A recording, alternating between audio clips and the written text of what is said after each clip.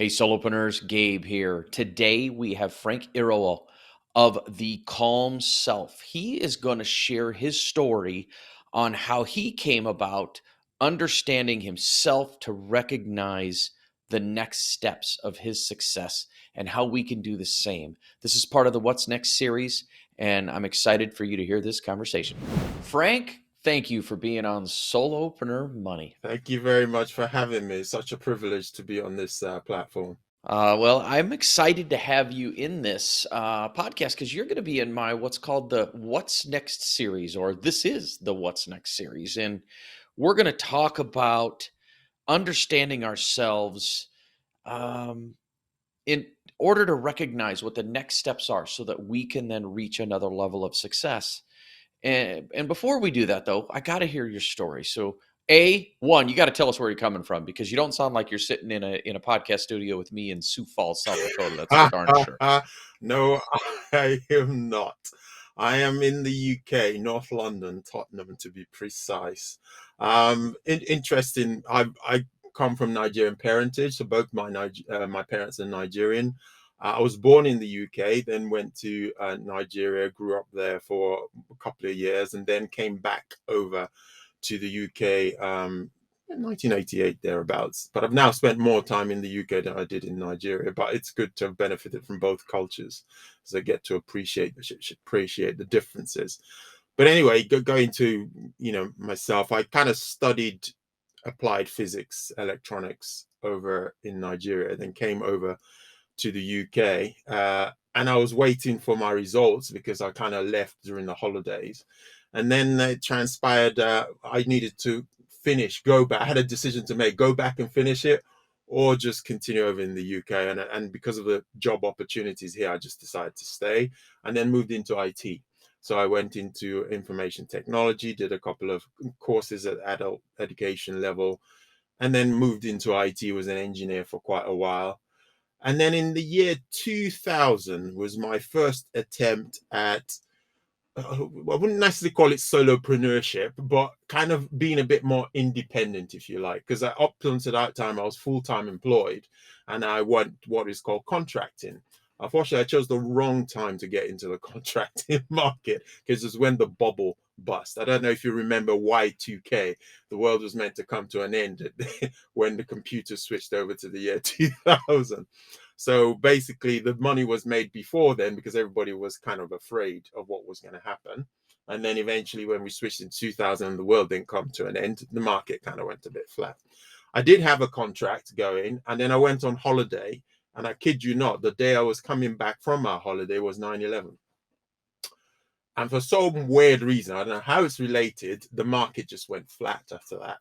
When I came back to the UK, I was off work, couldn't find work for quite a lot of time. And then did some training, did some certification. And then all of a sudden, I was back into the business and doing electronics and doing IT related work. And then ultimately, eventually, I then decided I'd gotten into personal development. If you're aware of Robert Kiyosaki, Rich Dad, Poor Dad, I'd read that book and I was struck by the idea that actually the way to actually move ahead in life is to buy assets that generate cash flow.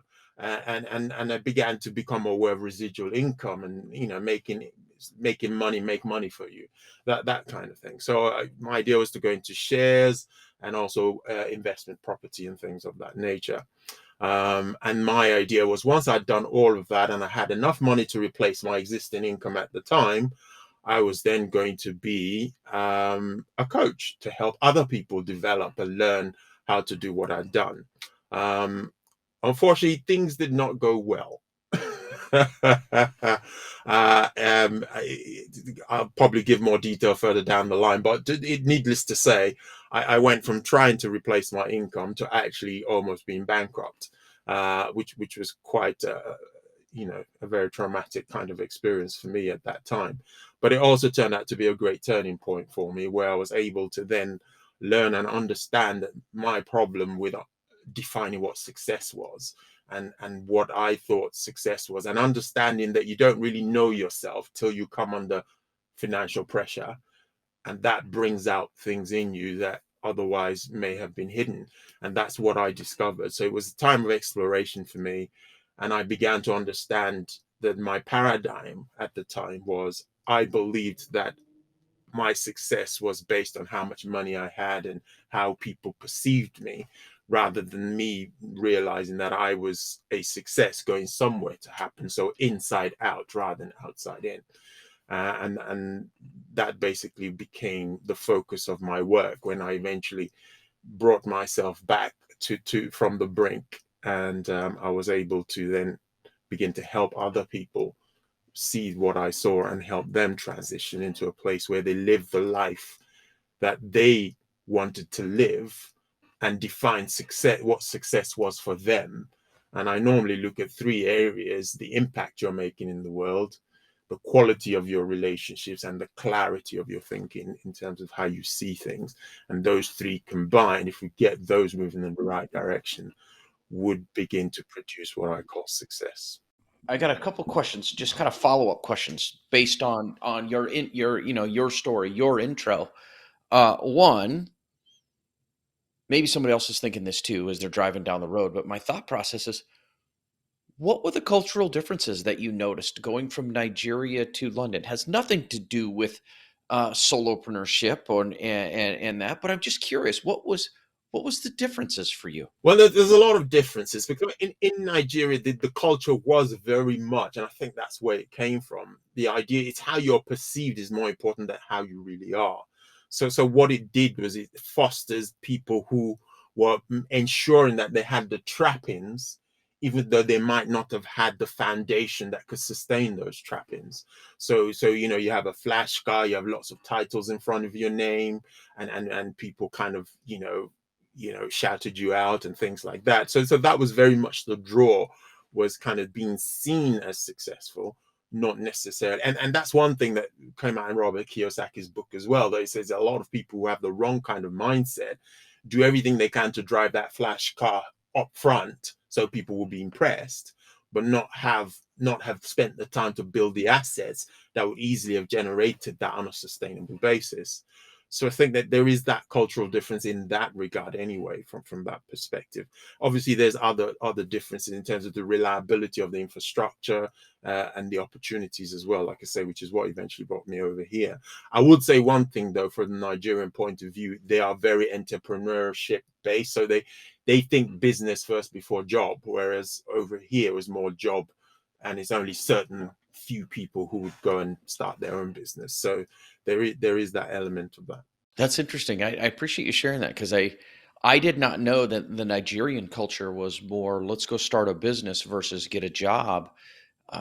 That's very interesting because here in the United States, I don't know what the statistics are, but I mean, I speak to the entrepreneur in people, these solopreneurs who I speak to, and that's the only life I really know ever since I've literally graduated from college.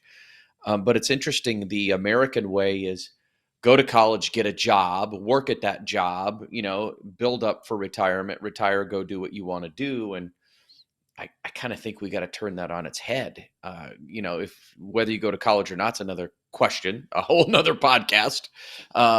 But the reality is I love that cultural idea of starting thinking.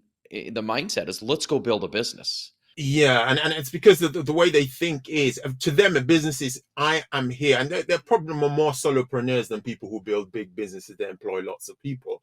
But the option that gives you in the country is that you can, it's a more sustainable culture. From if your car has a problem, it's not the disposable, oh, that's beyond economical repair, go and chuck it and get another one or whatever. It's kind of like there's lots of mechanics who set up in little corners and you take it into them and they find a way to make it work.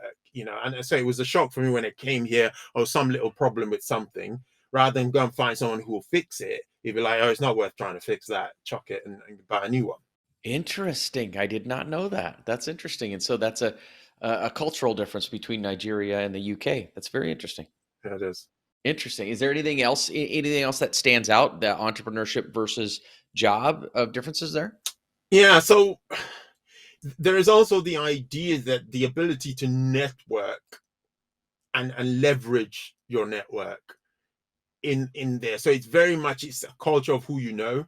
If you know the right people who have the right connections, you speak to them. It's kind of, oh, I know this person who does this, who does that, and that is very much leveraged quite a lot. And in some cases, people who might be less qualified can get somewhere because they have the connections, as opposed to somebody who may be more qualified but doesn't have the connections. And was that in Nigeria or the UK? Yeah, that's in Nigeria. Yeah. Yeah, it's very much connection based. Yeah, I've thought that many, many times in the United States that it's more about who you know than what you know. So I maybe that's a similar thing that the United States has, at least in my opinion, Yeah, yeah. with the way things work. Very interesting. So you're on this path of getting yourself to financial freedom, but nearly bankrupted yourself in the process of doing it. What caused that? How did that happen? What happened was that the strategies that I was looking at, so real estate was one of them. That there was, and I'll say more about that as we go further down the line. I lost some money in real estate investment that I was looking at, and that's one of my big mistakes that we'll discuss further down the line. So it was kind of, it was this idea of so bent on doing something, but not doing the due diligence required to actually establish that everything was kosher, so to say. And what I also found was that the lack of discipline to follow through on specific strategies. So I'd start with, I'd go somewhere, learn something. This works. Yeah, these are the people who it's worked for. But I'd come to it and go, you know what, I think I can do this differently, and then try this, try that, and whatever. And so when the discipline goes out of the window and you're dealing with maybe things that are more speculative, ultimately then the risk factor goes through the roof. And then when you're not, and then one of the other things I learned also was this idea that when you're trying to do things like that under pressure, in other words, you put yourself under the pressure of, I need to make this work. This needs to work. There's no, you know, when you're under that pressure, then it clouds your thinking, it clouds your judgment. And ultimately, what then happens is start making decisions that then mean that you would almost snatch defeat from the jaws of victory, if you like. And so there was several things that happened there where I was going to go into forex trading, then I was going to stock trading, and then I ended up in sports betting instead, and then I ended up live betting, and then it became a whole horror show, really, in that regard. Wow. So, did you go into the stock trading, forex, sports betting, live betting? Did you go into that to try to help keep the real estate stuff going? It was just another way to make money to Okay. replace my income. So and the idea was, and this is the irony of it, and that's why I talked about the judgment, what clouds judgment. When I was looking at forex and looking at all those things, I was actually doing what you're supposed to do, which is paper trading and trying out strategies and making sure that it all sound. But I never transitioned to the real stuff, and then got to sports betting and transitioned to the real stuff. So it kind of literally, and ironically, I made some money with arbitrage spot betting, and then thought, well, okay, now this is all little pence. I want to go big here. And it was just poor judgment on my part. But it really revealed to me a lot of things that were hidden deep within, about not really feeling secure and not really, and trying to use those things to help secure myself rather than actually doing the inner work first, being established and knowing who I was and accepting myself as a success already, and then moving from there and leveraging what I already knew. So again, it was this idea that I had to reinvent all the wheels in order to make this thing happen. But ironically, actually, it was the work I was already doing that allowed me to actually pay off all the damage I created. And now the path I'm on, I'm actually transitioning rather than doing a deep fall off the end.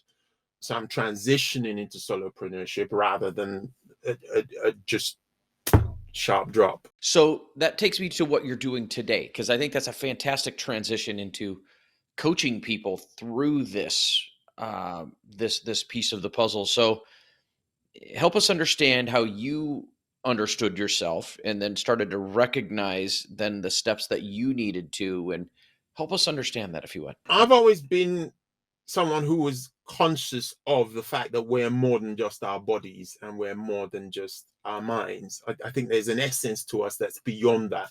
And that sometimes is hard for people to relate to. But I come from a Christian background and I had that spiritual context way back then. And in a way, that's what positioned me in a place where I always felt, what makes us do what we do? What are the things that are happening for us that make us make those decisions? Because I've never been a pastor, but I've had various pastoral roles. So I've been a youth leader, I've been a Bible study teacher, I've mentored lots of young people, I've counseled a lot of people. So from that point of view, I've always had an interest in, okay, how can I help people see things in a way that helps them make better decisions to get better outcomes? I've always had that. But obviously, when I went to my experience and I recognized I needed to go a bit deeper than what I was, right? So I then began to look at, where am I today? What is it about me and what's happening that really has caused me to end up in this place? And this is where I want to summarize, if you permit me to read something from my book, which I used to chronicle my experience. There is this particular piece, I think, that will encapsulate what I'm trying to say perfectly. It's called The Mythical Beast. Searching for that mythical beast. Without it, I'm told I can't be complete. With all others, I must compete to find that which has been missing of me. Untold harm incurred in its pursuit. Banks emptied, souls vanquished. Once their relationships laid to waste. No rest for the soul that yearns to be filled. Countless people line well-worn paths. Some crawl, some walk, while others fly. Are united in the seemingly never-ending quest, bent on finding and taming this elusive beast. Come what may, no matter the cost, the promise of utopia fuels the drive. This many people just can't be wrong, all hell bent in service of filling the void. Each step I take seems to bring me close, till right before my eyes it seems to mutate. Perchance the description given crafted to mislead, I dared not quit. Failure, the antithesis of what I seek. Some days I arise feeling like this could be the one. Catch up with the beast that fits the bill. But the promised euphoria fails to persist. Like the great Houdini, it eludes my grip. Surrendered to my fate, it never to find. Taming that mythical beast was never mine. Returning home in despair only to find the beast was always here and I was it.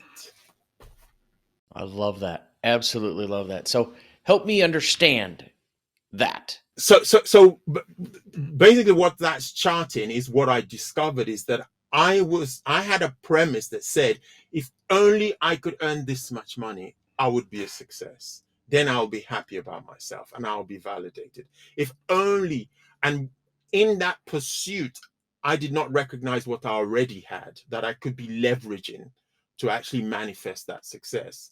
And what I was doing is actually taking what I already have and putting it at risk, because I wasn't at peace within myself. I didn't believe I was enough. I thought those things would make me enough. And that when those things make me enough, then I would be a success. So it was taking the premise and turning it the other way around and saying, what if I had everything in me already that could help me be a success or could manifest? So I had the potential, I just needed to manifest it. So I was coming from within. So I had to accept myself, see myself as a success, and then begin to leverage what I had. What are the things that interested me? What are the things that were my gifts, my abilities, my talents? And how can I use those to help other people?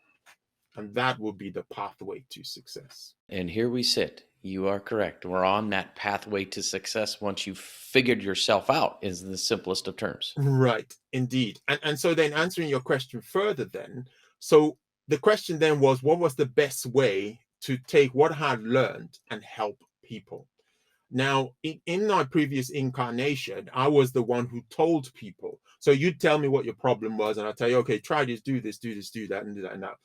So, but what I discovered where I was working was they brought in some coaches who were coaching us on how to adopt a new way of working, which is agile way of working, which is a kind of way of delivering projects. Because I was a project delivery manager. And the idea was that you did things in little steps and iterated rather than did a big plan and then find out it didn't work when you started to try and put it into practice. Try little things and then adjust as you go along. That's the basic gist of it.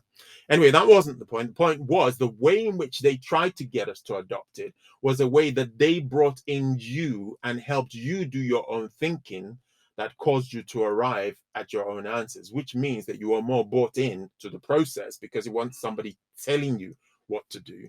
Is somebody helping you arrive at those answers. And so I recognize that as a modality that would be powerful to help people find their own way in life. Rather than me telling them what to do, I can help them think in a way that help them arrive at that. What that also means is you don't need a lifelong dependency on a coach, because once the coach has done their job properly, actually they've helped you to learn how to find your own way. So I then created programs that allow people to, and part of my work, main part of that is helping people see that our mind is a great servant, but not a good master. And therefore, if your mind becomes your master and you can't see behind what's happening with the mind, very often it can drive you to do things that can be counterproductive. So that forms a large part of my work, where I created a program called Space for Your Brilliance. And the idea behind that is that if I show you the space between the essence of who you are and your mind, you can have a relationship with your mind that allows your mind to serve you towards the success that you're seeking, but not help you define success in a way that's not healthy. And the mind then becoming the master that drives you towards things that don't actually take you towards success, but away from it. And also how you experience it as well is another aspect of that.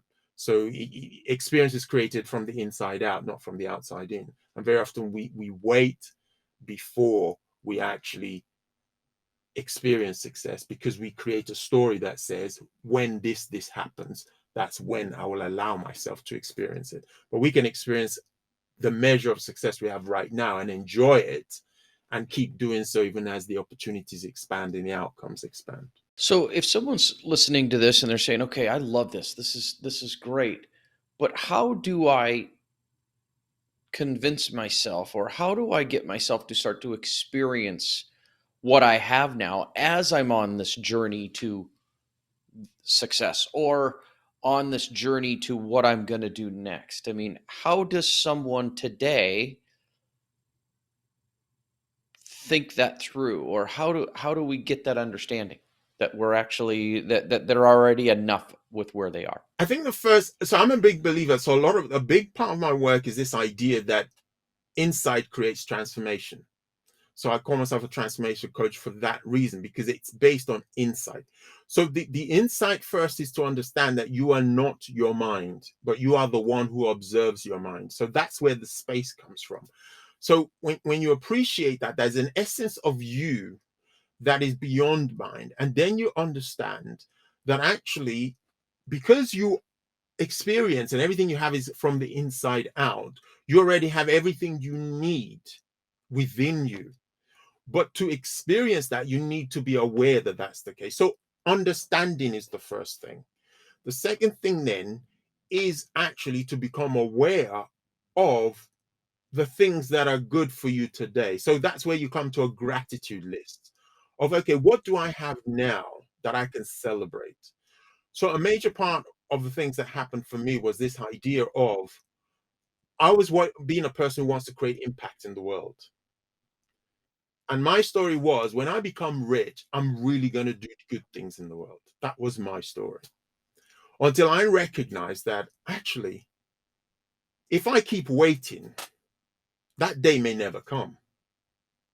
So the question is, how can I use what I have today to make a difference now, in relation and in proportion to what I have now? And I remember then signing up to a food bank, which is a place people go to when they kind of have difficulty making meals and whatever, and just giving of my time, and then deciding to give of whatever percentage of the income I had then to help provide things for other people. And the sense in which I enjoyed that experience to me was so fulfilling. And then I began to realize, and that came from my grandmother in Nigeria. I'd never forget. So she doesn't earn any income, which is what busted my excuse, by the way. She earned no income. She got allowance from my mother, yet she would take what she had and she would use it to serve other people. And when she died, you would have thought the mayor of our village died. Almost everybody turned out. The local bakery donated 200 loaves of bread to her funeral. And I thought to myself, how does somebody who didn't have her own, she didn't have a job or anything, make that difference in the world? And all she did was care for the people she came across. And I did then began to realize, you know what? That is what it's about.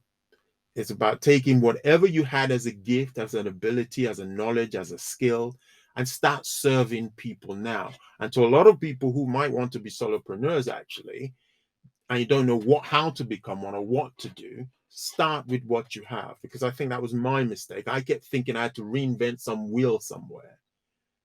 I had to do something so outlandish and never seen before in order to make a difference.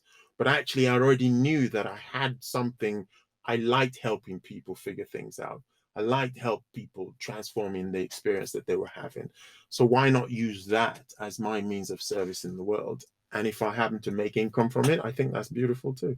Absolutely love the fact that your grandmother did not have an income and literally figured out a way to continuously serve others.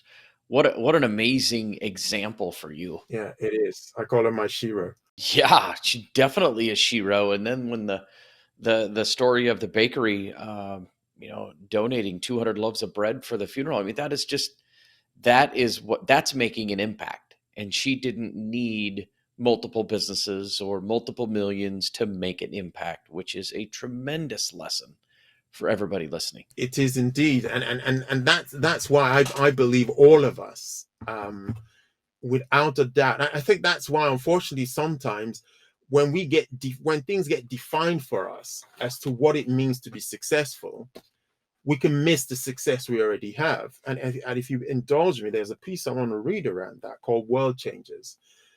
I changed the world. In truth, I had no choice. As egg and sperm contrived to seal my fate, how can it remain the same?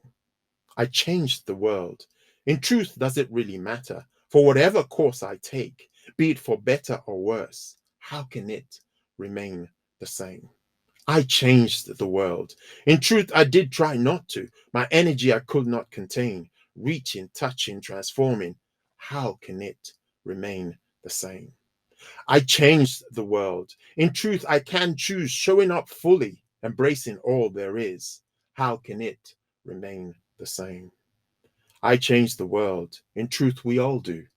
We, the veil of flesh, no longer bearing, now at large in stories being told, how it was forever changing. We're all changing the world, every single one of us. Yes. That's fantastic. Nice job on that, by the way. Thank you. Yeah.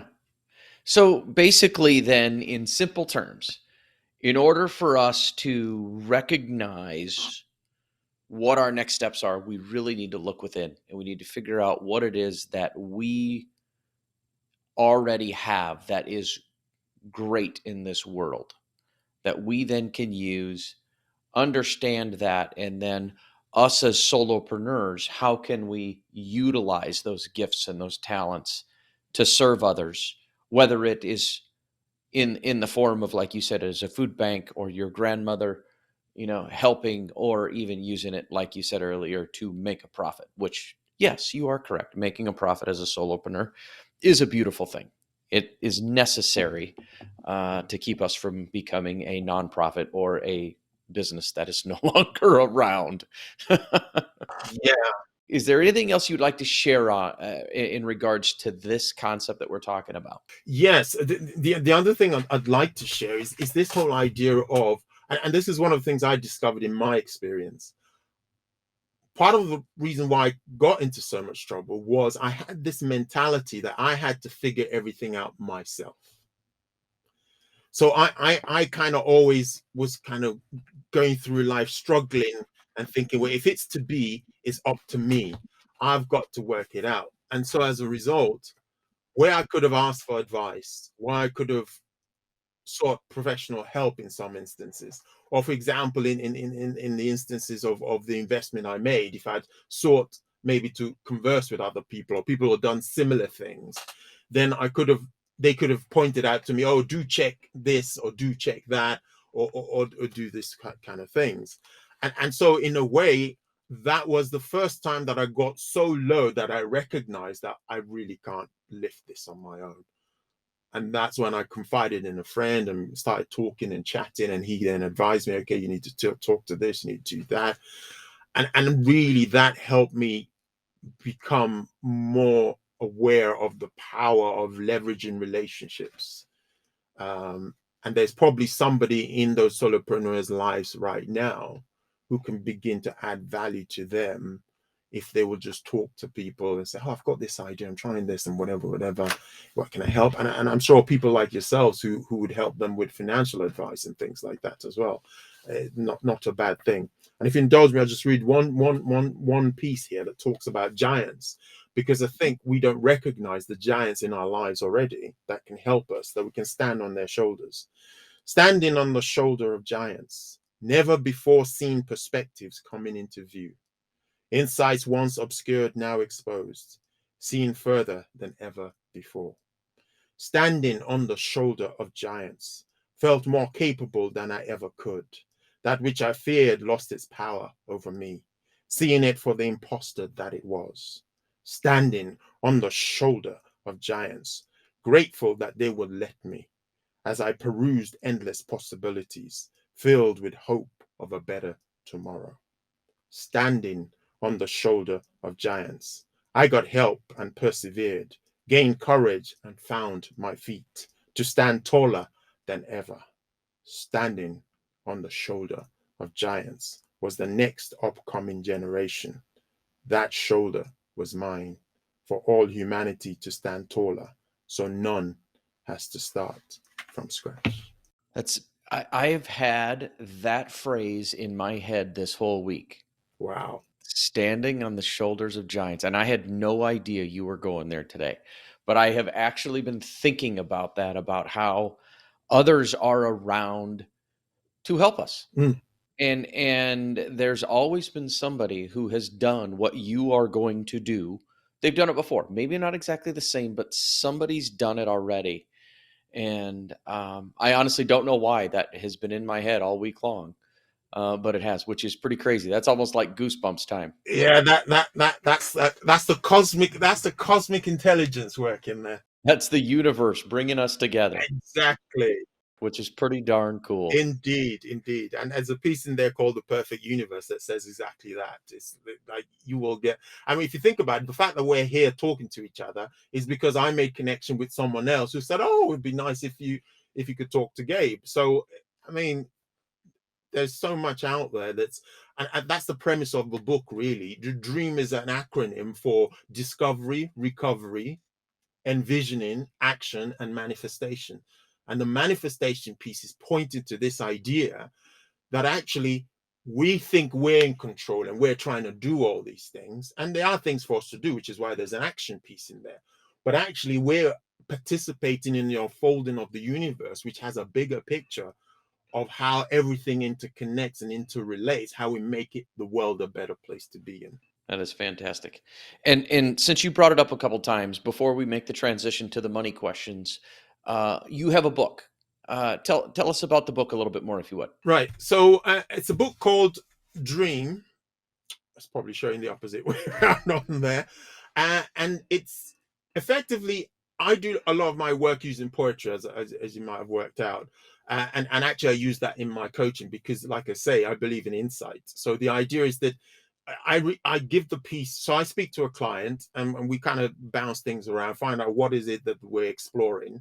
And then a piece will come to mind. We'll go to the piece. We'll kind of look at the piece, read it, and then from there work out what comes up for that person, what can they connect with in that piece. And the idea is that that would inspire fresh and new thinking, and that fresh and new thinking would cause them then to decide what course of action to take next that will take them towards their dream. Now, the book is called Dream because, like I say, it's a framework. And the framework there is to get you from where you are today to living in the experience of manifesting your dream without having to wait lots of time. Because what it's doing is pointing you to what's there already. So the D is for discovery of where you are. Where are you now? I was sleepwalking through life. There's a piece in there called Sleepwalking, and it's kind of helping you. Okay, are you sleepwalking through? Okay, time to wake up. Yeah. And then recovery is like, oh, here's the shit that's gone wrong, pardon the French. You know, what do I wallow in that, or do I move on from that? Okay, what did I learn from that can help me in the future, right? So that's the recovery. Then the envisioning is the beast we're talking about, your gifts. What are your gifts? What's unique about this moment that means that the gifts has relevance here and now to do something with it, right? And then the A is about action. So it's kind of, are you one of those people who's waiting for everything to be perfect before you take action? Are you afraid to take action? Is that holding you in a prison? Do you understand that your mind is afraid because it doesn't like the unknown? Can you transcend that and just do what you know to do right now? And then you have the M, which is the manifestation. Now be aware. And that's where mythical piece comes in. You are already a success going somewhere to happen. So just take what you have in your hand and start making a difference now. And you will begin to experience enjoying that process, especially when you come out of trying to compare yourself with somebody who's been doing it for ages and things of that nature. So the idea behind the book is a self-coaching tool. And the idea is it's got places there where you can have every poem has a reason and it has a reflection. Every part of the framework has 7 different pieces. You have reflection. If you go through the whole book as a journey, then you'll find yourself at a place where you're starting to manifest what you are here for. And then I also do live events every last Friday of the month where we go through each section in sequence and help it bring it to life. And then I also have obviously coaching programs that can help you if you want one-to-one. I'm also starting a new membership program which will work people through the book and also other frameworks that I have in relationship, making an impact, and also manifesting your dream. That's great. We'll have all of that information in the show notes so that you can click on those and find them. So I'm going to make this transition. This is really a show about money. This is a podcast about money. And so I've got 3 questions I ask every one of my guests. And the first question is what's the smartest thing you've done regarding money? And tell me that story. The smartest thing I did about money. So I mentioned earlier on that I went into real estate. So I had one that went disastrously wrong. Thankfully, I didn't give up and invested in another piece of property, which did go well. And then I had the property that I'm living in. And one of the things that happened when I eventually paid off all the damage I caused by all my financial misadventure, I then began to focus on, I began to think, what were some of the things that caused me to have that problem? And I think one of them was this pressure because what it took for me on a monthly basis to live and the need to replace that, I put so much pressure on myself that I think it clouded my judgment. So what I decided to do is on my next iteration of transitioning to a solopreneur, which is what my coaching eventually would become, because obviously nobody would give me a contract. I have to find my clients and service my clients in that way. So I decided I'm going to reverse that. I'm actually going to reduce my outgoing as much as possible. So what I did was I had a 5-year program where I aggressively paid off my mortgages. And in fact, actually last month, I reached that landmark where all the funds were there to pay off every single mortgage. And one of the things someone advised me to do, again, talking about standing on the shoulder of giants, when I was looking at remortgaging my property, he said, oh, why don't you try an offset mortgage? And the idea behind the offset mortgage is that you have a mortgage and then you have a pot with the same organization where you're saving, and your saving offsets your mortgage. So you only pay an interest on the difference. So effectively, if you manage to build that amount up to what your mortgage is, actually you're not paying any interest whatsoever. You're just paying down the capital on your mortgage. What that did for me as someone who's a solopreneur or someone who's self-employed means that, okay, you might say, why don't you just pay off the mortgage?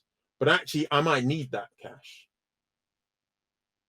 to pull out because what I'm beginning to understand is that this journey is a long-term journey. You don't click your fingers and then 10 clients drop in your lap, no matter how many someone tells you that's how it works. I discovered it doesn't work that way. You have to build relationships. You have to build trust.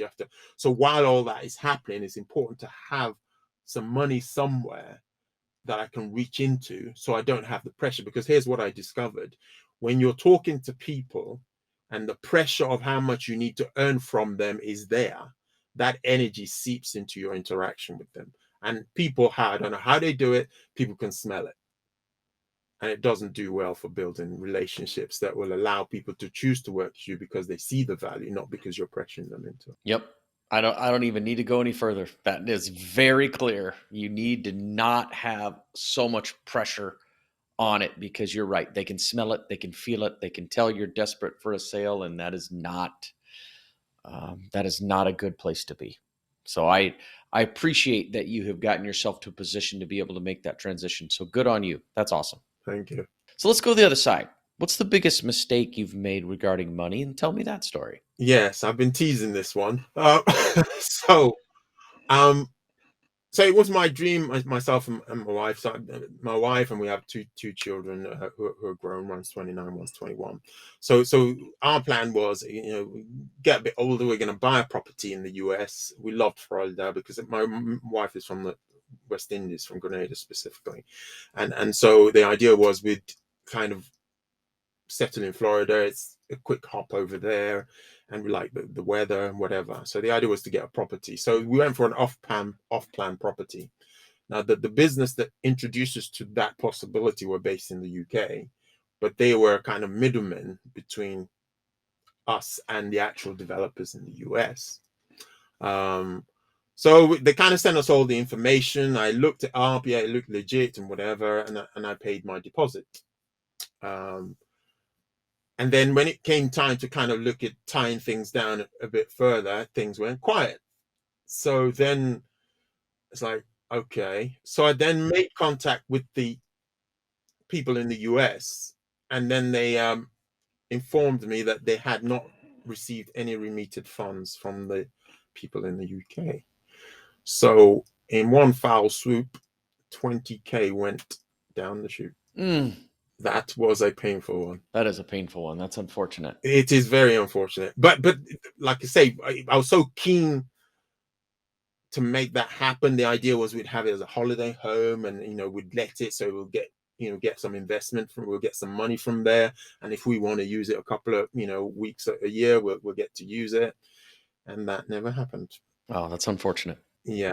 And the lesson I learned from that is do your due diligence. Very much so. Yeah, that's what I was going to say. I mean, your biggest lesson right there is do your due diligence. Make sure that you understand what you are investing or purchasing for, especially for things when you're dealing with overseas. There's a gentleman that was on my podcast here just recently who did a very similar thing in Cyprus. He bought a property in Cyprus. It's still there. And I think after 18 years, it's finally paid off, but it wasn't supposed to be that long. It was supposed to be done much sooner, a better opportunity. It's never been used by him. It was just an absolute mess, according to him, which was his big mistake as well. So it's a theme coming there. It is a theme, but yeah, it was a painful one. Yeah. Well, thanks for sharing that. I appreciate it. Yeah. So third question is what does mastering your finances mean to you? Mastering your finances. First of all, you got to know your financial position. Know your financial position. What is it?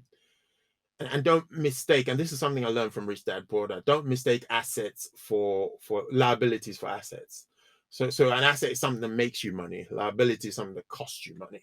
So be very clear on your priorities. Don't spend all the money trying to look flash. Spend it on something that in the long term will eventually either appreciate in value or throw off even some cash flow for you. So that's certainly something I'd say there. Understand the dynamics of your investment, because for me, for example, I mean that the whole thing I said about the offset and understanding, okay, here's what interest is about, here's how I can get cheaper interest, or At one point, I was on an interest rate that was silly. It was only when I spoke to a financial advisor, we were actually talking about something completely different. So, oh, by the way, what are you paying now for interest? And I was going, said, oh, the market has moved on ages now. Now there are new products in the market that do this and that, and I'm thinking to myself, wow. So, and just by having that conversation, I was able to change. So again, keep tabs on what you've got in the mind. The fact that it was a certain way one way, maybe have an annual review to look at those things and just make sure they're still serving you in the way you are. It's keeping, trend with the market and stuff like that. Cash flow is another important thing if you're a solopreneur, because cash flow is the lifeblood of business. You can have the promise of all these things everywhere, but if the money's not coming in, then that's where things, and you have expenses that need to go out, then that will be an issue. So again, having your cash flow projections right, so you can kind of work out where those gaps are, and always having something you can fall back on, which is again what I was saying earlier about having that pot, which is it's reducing the interest. In fact, it's eliminated any interest from my mortgage at the moment. But I know that if I need it, it's there. Fantastic. So know your money, know your cash flow, and understand what it's going to take for you to make a transition if that's what you need to do, so that you're able to make that and have yourself prepared. Yeah. Yeah. Love it. Absolutely love it. So how can let's go back around. How can my listeners find you if they would like to reach out or even to buy your book? To buy my book, if you're in the UK, go on my website. Actually, let me reframe that. Buy my book. You can buy my book from Amazon, right? Because that will reach everybody in the world, everywhere. If you're in the UK, contact me. My website is so it's www.thecalmself.com. Go to that website, and in there you'll find information about how to reach me. You can email me, you can book a call with me, and we can have a conversation to see if I can support you in any way. On there as well as details about our monthly, every last Friday of the month, we have a live event where we go through the book, we go through the framework, and we explore things together. On there as well is lots of my poetry as well. You can reference very inspirational stuff. And yeah, that's where you can reach me. All my contact details are on there. So if you head over to www.thecalmself.com and reach out to me with the contact information that's on there, and there's lots of resources on there that can serve you. Great. Absolutely great. We'll make sure that that's in the show notes. Well, Frank, I really appreciate you being on Solopreneur Money. Thank you. Thank you for having me. It's been great conversation. Well, Solopreneurs, I hope you enjoyed the conversation that I just had with Frank Irawo of The Calm Self. You can find all of his information in the show notes. My 3 takeaways are: 1, understand where you are and be aware of where you are today. 2, express gratitude to yourself through journaling or whatever for what your place in life is today, with your life, your business, whatever it might be. And then 3, realize that you don't have to figure this out yourself. There are giants out there who've already done everything that almost every one of us is going to do. And there's tons of people out there that have written books, that put podcasts out, that put YouTube videos out, that put blogs out, that you can then stand on their shoulders and have an opportunity to then grow and learn from their mistakes and learn from their wisdom. So I hope you truly enjoyed this conversation. I love the fact that you keep listening. Please share this with as many people as you possibly can, and have a fantastic day.